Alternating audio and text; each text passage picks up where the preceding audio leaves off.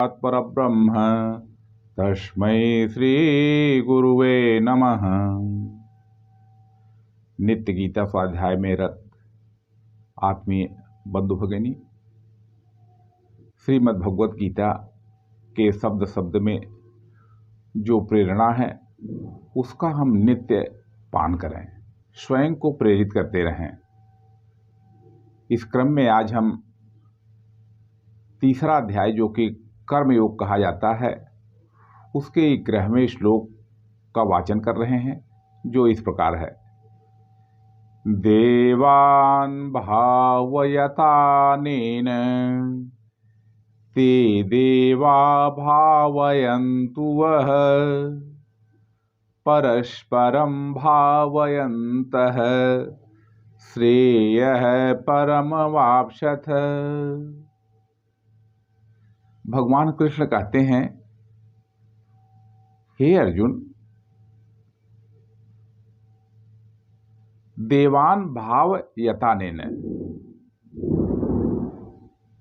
इस प्रकार से तुम लोग देवताओं को उन्नत करो।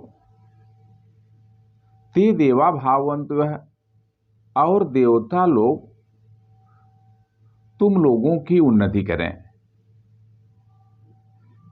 इस प्रकार परस्पर एक दूसरे की उन्नति करते हुए अपने श्रेय यानी अपने लक्ष्य को प्राप्त हो जाओगे। बंधुओं, हमारे समाज में सृष्टि के शुरुआत में ही इस प्रकार का सिद्धांत ब्रह्मा जी ने मनुष्यों को दिया और उन्होंने यज्ञ का सिद्धांत प्रतिपादित किया। यह जो यज्ञ है ये सबके लिए है। देवान भावयतानेन, यह देव कौन है? तो सामान्यतः देव यानी श्रेष्ठ मनुष्य, देवता, ऋषि, पितर आदि। एक बात और भी ध्यान देने की बात है कि देवता एकल शक्तियों को यानी प्राकृतिक शक्तियों के प्रतिनिधि होते हैं। जैसे वर्षा के लिए देवता इंद्र हैं, वरुण देव हैं, अग्नि देवता हैं। ये सब प्राकृतिक शक्तियां हैं और इन सब शक्तियों पर ही हम सबका जीवन, मनुष्य और समाज का जीवन निर्भर करता है। तो इसलिए मनुष्य मात्र का हम सबका कर्तव्य है कि हम इन शक्तियों का परस्पर पोषण करें। दूसरा बात यह भी है कि समाज भी एक दूसरे पर आश्रित है। अगर परस्पर समाज में सहयोग की भावना विकसित रहती है तभी कोई राष्ट्र, कोई समाज उन्नति करता है। और सैद्धांतिक बात यह भी है कि आत्मा से परमात्मा का जो मिलन होता है, जिसे हम मोक्ष कहते हैं, वो केवल मनुष्य शरीर से ही होता है।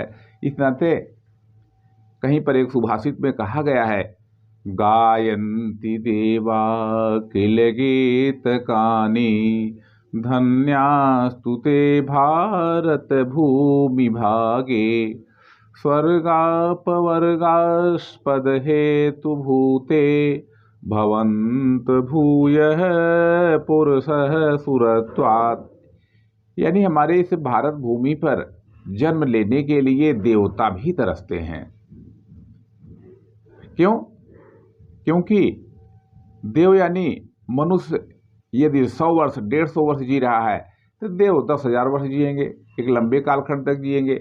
लेकिन मुक्ति के लिए तो हर आत्मा को यह मानव शरीर ही धारण करना पड़ेगा। इसलिए बंधुओं, यह जो मुख्य सिद्धांत है कि हमें एक दूसरे, अगर जीवन को उन्नति करना है, हमें जीवन में सुख शांति से रहना है, तो हमें यह सिद्धांत बना लेना चाहिए कि हम नित्य इस प्रकार से जिएंगे कि जिसमें सबका हित हो।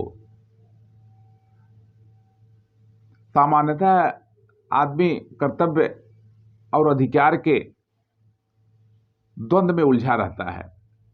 हम लोगों की ये सोच होती है कि ये मेरा अधिकार है, और कर्तव्य को हम गौण मान लेते हैं। वास्तव में अगर समाज में ये बात शिक्षित लोगों के मस्तिष्क में आ जाए, ये बात की शिक्षा दी जाए कि नहीं, एक दूसरे के कर्तव्य में ही, हमारे कर्तव्य में ही एक दूसरे का अधिकार निहित होता है। हम अपने परिवार में देते हैं कि माता पिता की सेवा करने का काम किसका है?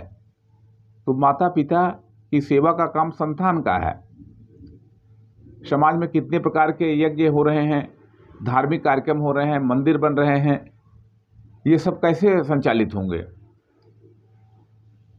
ये सब समाज के सहयोग से ही संचालित होंगे। इसलिए परस्पर सहयोग की भावना विकसित करने के लिए ये श्रीमद् भगवत गीता में जो ये महामंत्र दिया गया है, इस महामंत्र के प्रकाश में हम सब लोग अपने समाज को उन्नतशील बनावें, नित्य कोई न कोई समाज के हित का काम करें। पर्यावरण की सुरक्षा का भी सिद्धांत इसमें दिया गया है कि यदि हम पर्यावरण को संरक्षित नहीं करेंगे, पर्यावरण को नहीं बढ़ाएंगे, तो पर्यावरण भी हमारी रक्षा नहीं करेगा।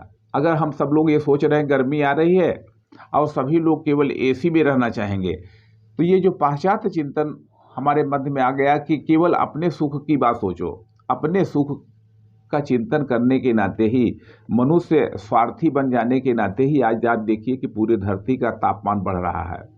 यदि हम चिंता करते कि थोड़ी गर्मी हम भी सह लेंगे, तो इस प्रकार से धरती का तापमान न बढ़ता और सृष्टि पर जो नुकसानदेह परिस्थिति बन रही है वो नहीं आती। इसलिए यह श्लोक बड़ा महत्वपूर्ण है।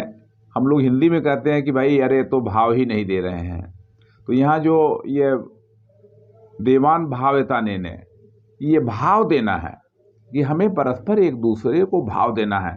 कुछ नहीं कर सकते हैं तो 10 लोगों को नमस्ते ही करिए। बहुत से लोग ऐसे होते हैं कि जिनके पास थोड़ी सी संपन्नता आ जाती है तो उनके मन में अहंकार आ जाता है, वो दूसरों को नमस्कार भी नहीं कर सकते हैं।